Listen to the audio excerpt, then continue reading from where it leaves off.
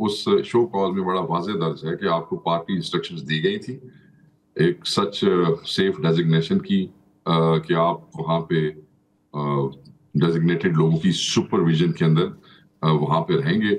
इन लोगों ने बात नहीं मानी, डिसिप्लिन की खिलाफवर्जी की, वहाँ से चले गए, राब्ता मुनक़ते कर दिया। तो उसके ऊपर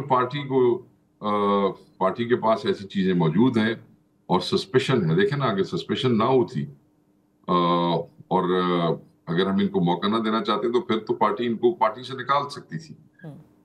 मगर क्योंकि इन्होंने वोट नहीं डाला पार्टी के खिलाफ और they all have their reasons, तो वो जो शो कॉज नोटिस है वो उनको 7 दिन देता है अपनी सफाई में बात कहने का। तो मैं ये समझता हूँ कि इससे बेहतर बात क्या है कि जब पूरे मुल्क में करोड़ों पाकिस्तान तहरीक इंसाफ के लोगों को ये गुस्सा है और लीडरशिप के पास कुछ शवायद मौजूद है, तो आप शो कॉज का जवाब दे देंगे। तो पार्टीज में एक नॉर्मल प्रोसीजर है, इसमें तो कोई ऐसी बात नहीं जिसमें किसी को एतराज हो। जैन कुरैशी साहब वो कह रहे हैं कि उनका रेजिग्नेशन आया, जो कि अभी तक हमारे तक पहुंचा तो नहीं है, मगर वो कह रहे हैं तो बिल्कुल हम उनकी बात मानते हैं और मैं समझता हूँ कि उन्होंने अच्छा काम किया।